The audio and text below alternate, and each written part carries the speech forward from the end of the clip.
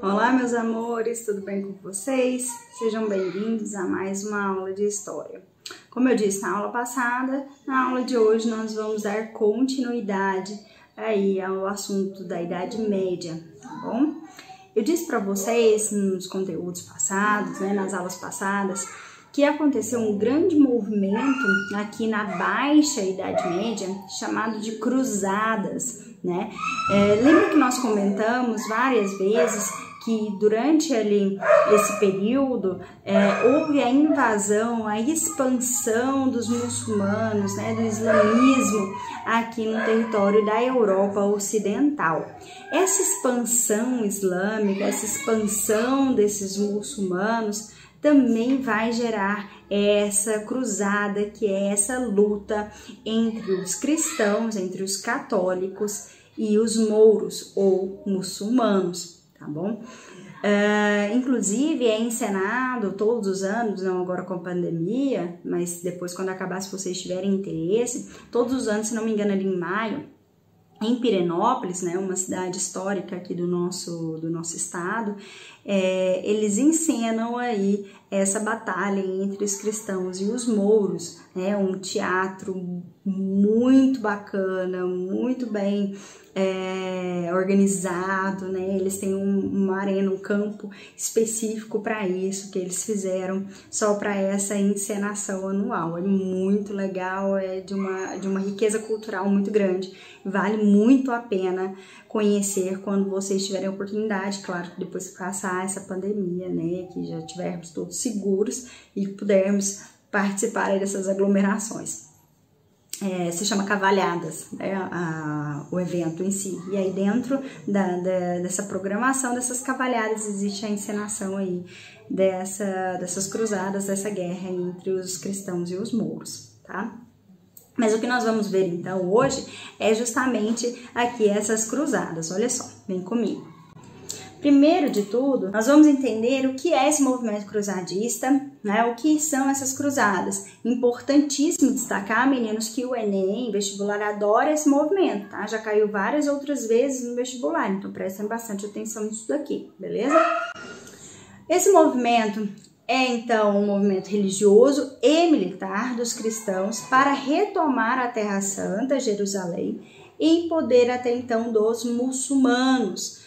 Então, os muçulmanos chegam a tomar o poder ali, a tomar a região de Jerusalém, uma região que era sagrada para as três religiões monoteístas, Jerusalém é importante para os cristãos, é importante para os cristãos, é importante para os muçulmanos e é importante para os judeus, tá?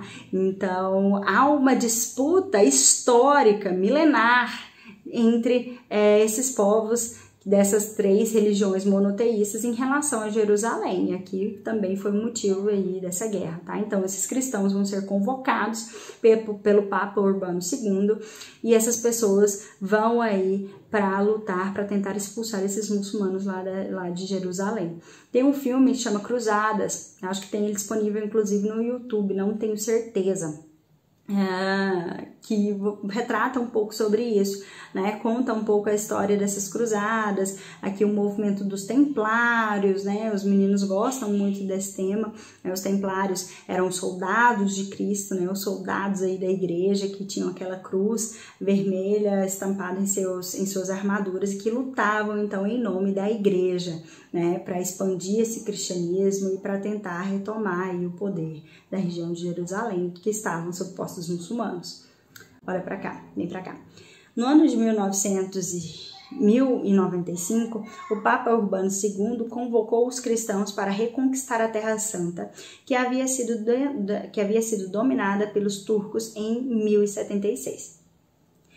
Esses objetivos, essas cruzadas, meninos, nós vamos ver daqui a pouco quais foram elas, tinham vários outros objetivos. Inicialmente, tinha esse objetivo religioso em que o Papa convocava esses cristãos, esses fiéis, para voltar a ter o domínio de Jerusalém, mas existiam outros objetivos por trás disso também.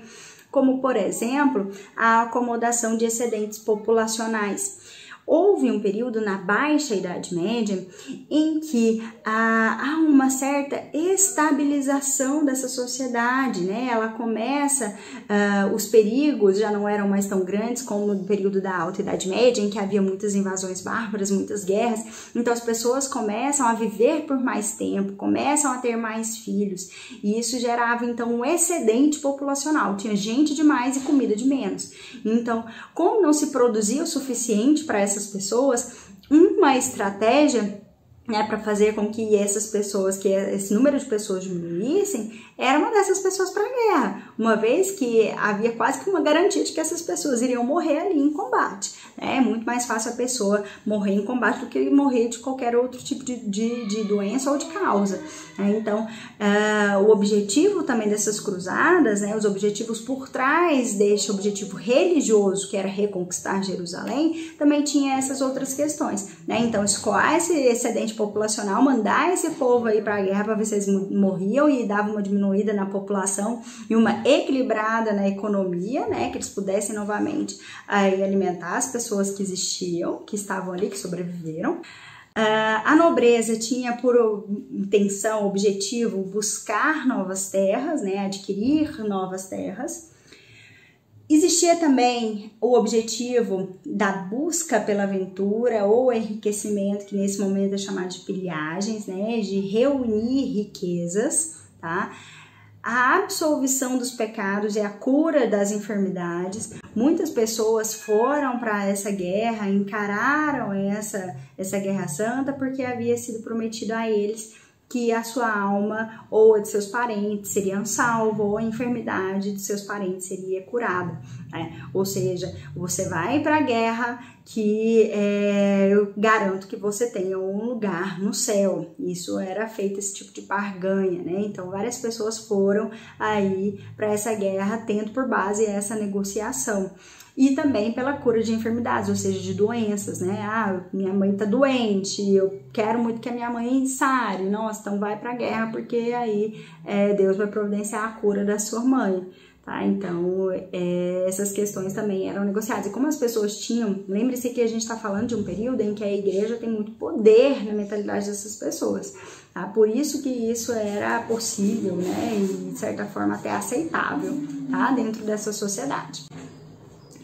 Foram 8 cruzadas oficiais, 2 extraoficiais, nós vamos falar sobre elas daqui a pouco, né? E um interesse muito importante, um objetivo muito importante desse período, desse movimento, é o interesse comercial, principalmente dos mercadores italianos. Com as cruzadas, né, foi possível reativar as antigas rotas comerciais. As pessoas tinham que sair, os soldados, né, que iam para essas guerras, que iam para a Guerra Santa, eles tinham que sair da sua localidade e ir até a Terra Santa, e ir até Jerusalém. Isso faz com que haja aí um novo movimento nessa Baixa Idade Média, né, que vai gerar esse renascimento dessas rotas, desse ressurgimento dessas rotas comerciais. Com isso, vai puxando, e daqui nas próximas aulas nós vamos falar sobre isso, puxa-se aí esse renascimento comercial, esse renascimento urbano, ou seja, volta a existir, volta a haver uma intensidade nesse comércio, nessas rotas comerciais, dessas cidades, a partir aqui dessas cruzadas. Então, eu diria que esse interesse comercial vai incentivar, vai influenciar no renascimento comercial desse período aqui na Idade Média, da Baixa Idade Média. Em geral, a maioria das cruzadas vão simbolizar um fracasso militar, uma vez que eles não vão conseguir reconquistar a terra, muita gente vai morrer, a maioria delas aí vai representar um fracasso, né? Ou seja, não vão ter sucesso. Aqui uma imagem que mostra, né, algumas cruzadas, a primeira cruzada, a segunda cruzada, a terceira cruzada, a quarta cruzada, a cruzada de São Luís, aqui qual o movimento, qual a trajetória que eles fizeram. E essas trajetórias aqui é que influenciaram, então, nessa reativação das antigas rotas comerciais, e isso vai beneficiar principalmente os mercadores italianos, que vão aqui usufruir dessas rotas. tá? Então aí um mapinha sobre essas cruzadas. Aqui uma imagem, né, representação de uma batalha nas cruzadas medievais, aqui representando as cruzadas, o registro do massacre da primeira cruzada, que foi um caos, né, foi um fracasso total. E aqui um resuminho para vocês do que teria sido essas cruzadas, né? Se vocês quiserem aí tirar print, registrar no caderno de vocês, eu acredito que seja interessante. Não que nas provas vá perguntar para vocês especificamente o que aconteceu em cada cruzada, tá? Geralmente a gente cobra o geral, o que foi esse movimento, quais as consequências. Então o slide anterior é muito mais importante que esse, mas esse não deixa de ser, tá bom? Primeira cruzada, então, foi o primeiro grupo dessa cruzada, de maioria popular, e foi derrotado, ficou apelidado, inclusive, como Cruzada dos Mendigos. A segunda cruzada, que foi um fracasso na tentativa de conquistar Jerusalém. A terceira, conhecida como a Cruzada dos Reis, tem um filme também, acho que no filme que eu indiquei para vocês, Cruzadas, conta justamente, se passa aqui nessa terceira cruzada, tá? Por causa do envolvimento de monarcas na expedição, né, estabeleceu acordos diplomáticos com os turcos, facilitando as peregrinações dos cristãos a Jerusalém. Então, se a gente fosse colocar aqui uma média de sucesso, essa aqui teve um pouquinho mais, tá? A quarta cruzada, organizada pelo Papa Inocêncio III e liderada pelos comerciantes de Veneza, desviou de seu destino de Jerusalém para saquear Constantinopla, inclusive. A quinta cruzada, também de iniciativa do Papa Inocêncio III, tentou conquistar o Egito, mas não foi bem sucedida. A sexta cruzada, liderada pelo imperador Sacro Império Frederico II, reconquistou Jerusalém, mas a cidade foi logo retomada pelos muçulmanos, então teve um pouquinho de sucesso, assim como a terceira cruzada, mas foi rapidamente derrotada. Sétima e oitavas cruzadas, lideradas pelo rei da França, rei Luís IX, mais tarde canonizado como São Luís, foram derrotadas pelos muçulmanos, então fracassadas, né? Ainda tiveram ali as cruzadas das mulheres e as crianças, né? Eles mandaram aí para a guerra as mulheres e as crianças, que obviamente foram todas massacradas, tá?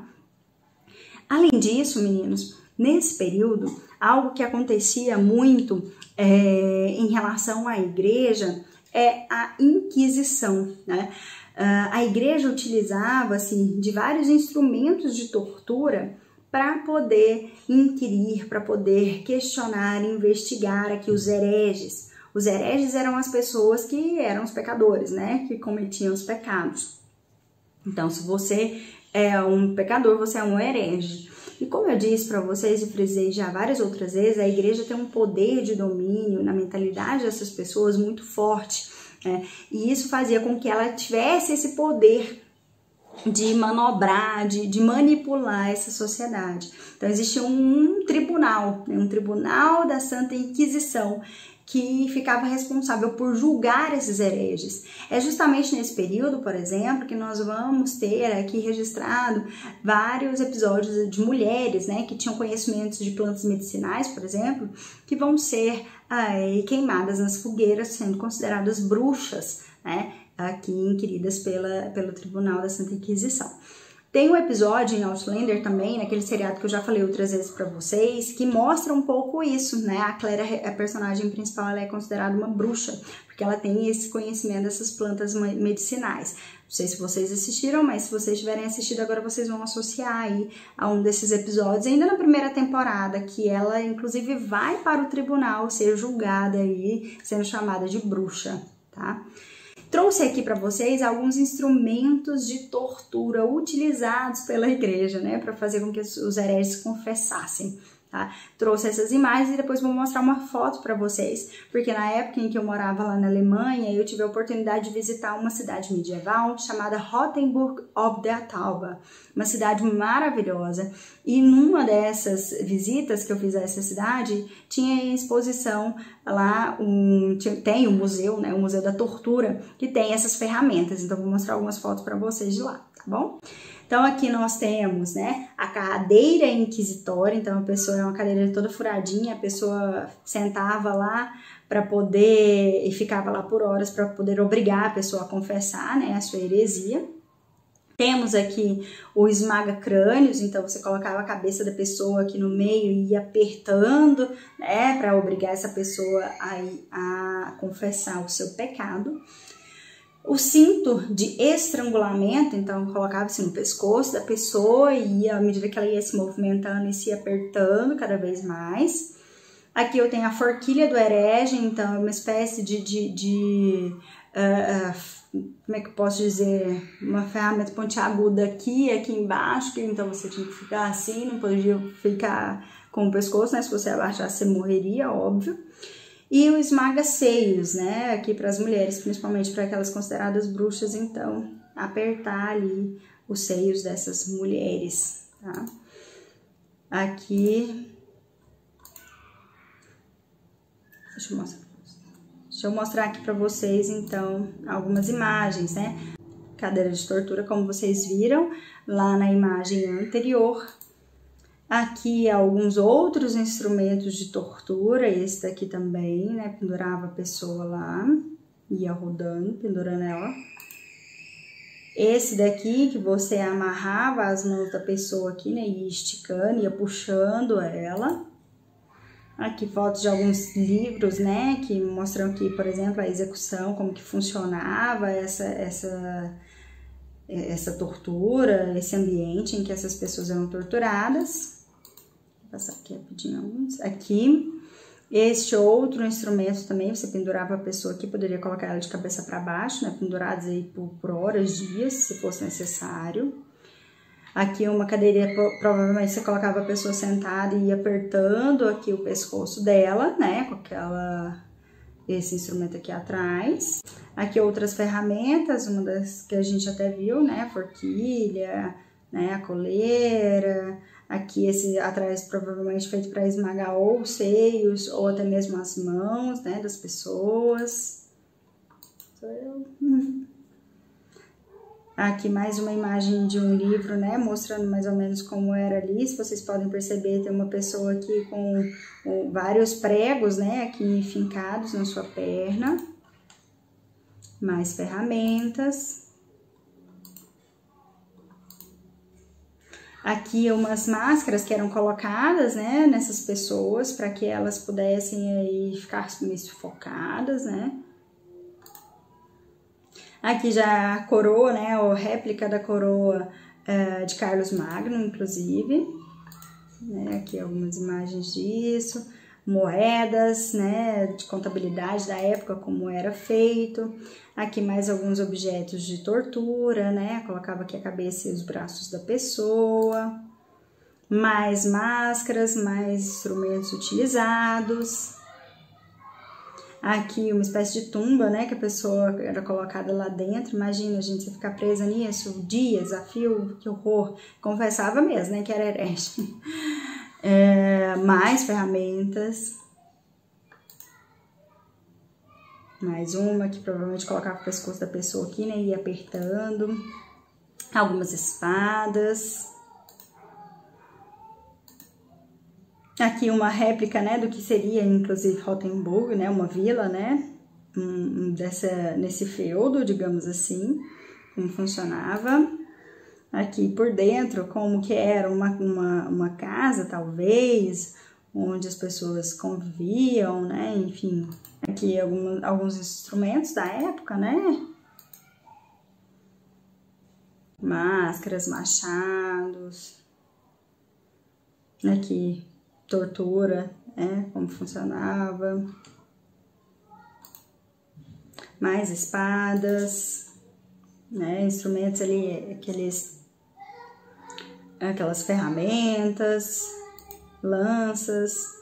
E aqui já começa uma exposição também sobre bruxaria que estava na época, né, uma exposição itinerante. Era interessante, a gente entrava na sala e tinha um barulho assim na orelha da gente, ficava morrendo de medo.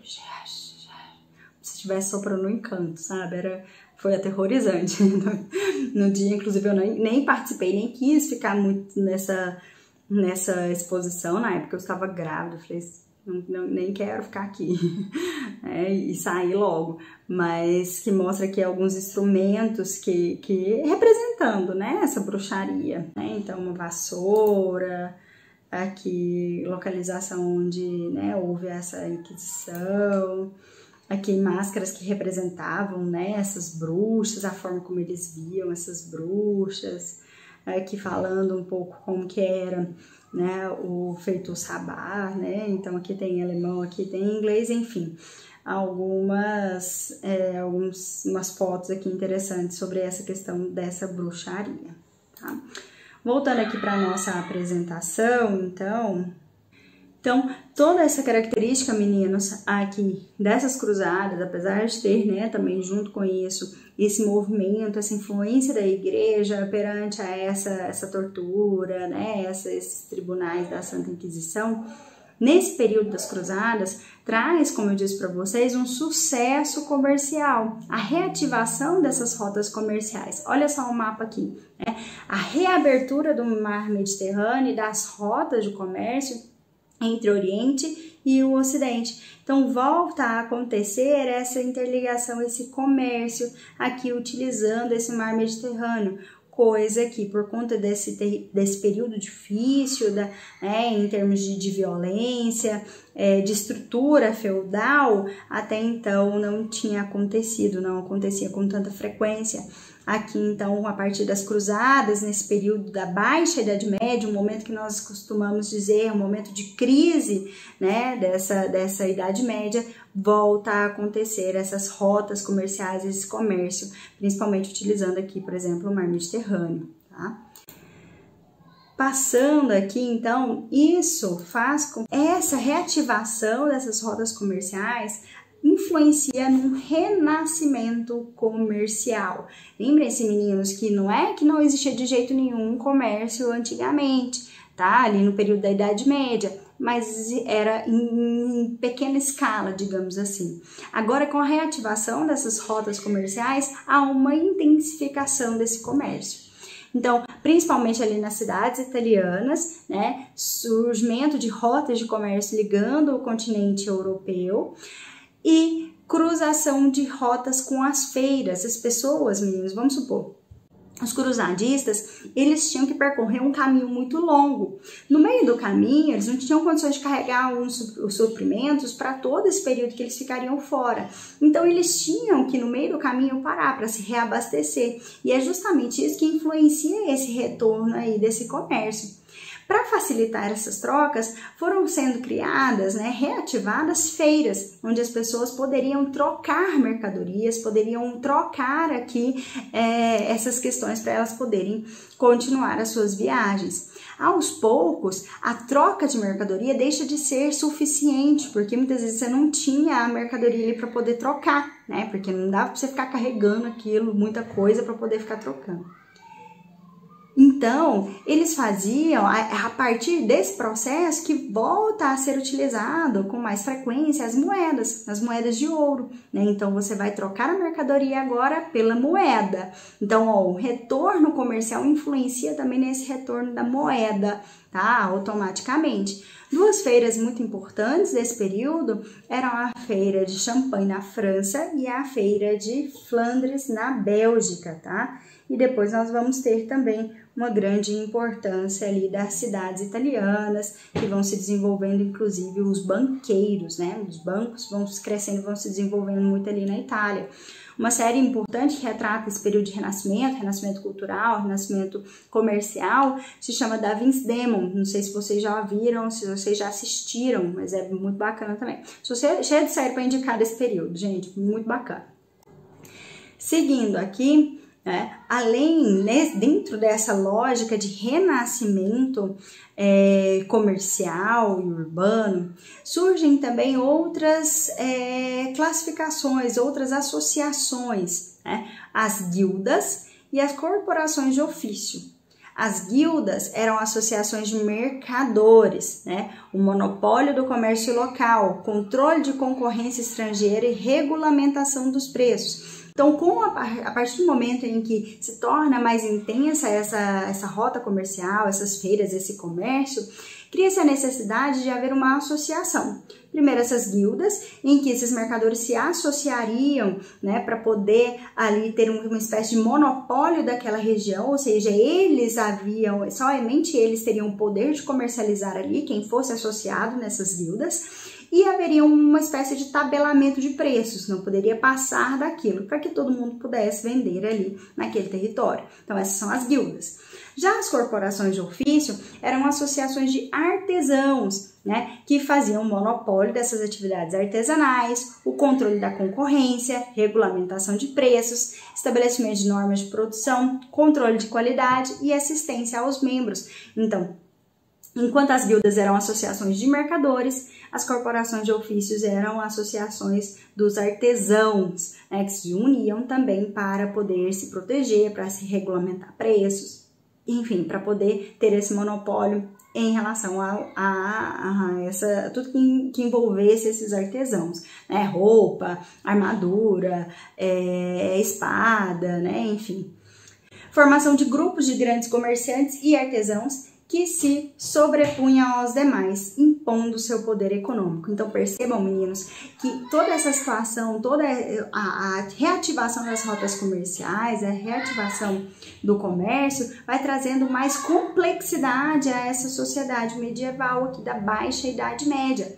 Mais para frente nós vamos ver, inclusive, que os burgueses, né, surgem aqui. Os burgueses nada mais são do que as pessoas que moravam dentro dos burgos, né? Eram aí espécies de cidades protegidas, né, com grandes muralhas. Rotemburgo, por exemplo, que eu falei aqui agora há pouco para vocês, é um burgo, né? As pessoas que moravam dentro desses burgos eram os burgueses. Esses burgueses eram essencialmente esses comerciantes. São esses comerciantes que começam a crescer agora nessa sociedade em termos financeiros. São esses burgueses que vão se tornar os banqueiros. São esses burgueses que vão aqui lá na frente, lá no século XIX, crescer e se ascender politicamente também. Tá? Então é importante a gente pensar nisso. Esses burgueses, eles surgem aqui, na Baixa Idade Média, mas esses burgueses daqui da Baixa Idade Média não tem nada a ver com o que a gente fala hoje de ser uma pessoa rica, né, enfim, com muito poder. Não, porque aqui eles eram comerciantes, eles vão crescer a partir daqui, tá bom? Seguindo aqui, caminhando para o final da nossa aula,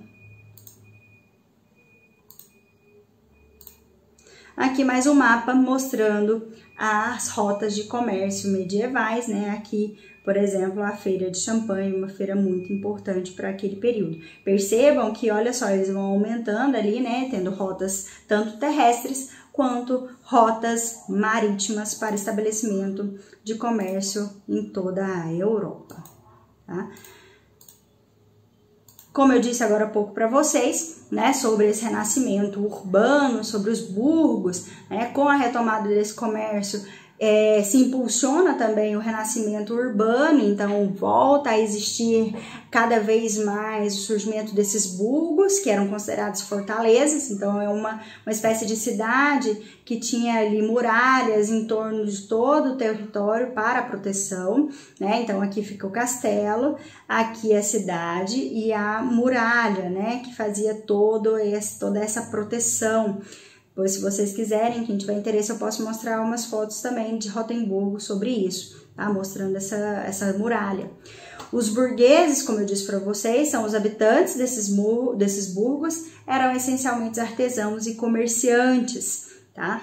A partir ali do século XI e até o século XIII, eu tenho um movimento comunal, a libertação das cidades, da autoridade dos senhores feudais, então essas cidades passam a ser independentes. Aqui algumas fotos, inclusive lá de Rotemburgo, né? Aqui essa muralha, inclusive você pode, né? Se vocês tiverem a oportunidade um dia de visitar lá, você pode rodear a cidade inteira aqui, atravessando essa muralha, ok? Na próxima aula, nós vamos falar sobre a crise do século XIV e como se deu aqui o final dessa Idade Média e esse período de transição para a Idade Moderna. Tá bom? Espero que vocês tenham entendido. Se tiver ainda ficado alguma dúvida, mande mensagem lá no WhatsApp, ok? Grande beijo e até a próxima. Tchau, tchau. Música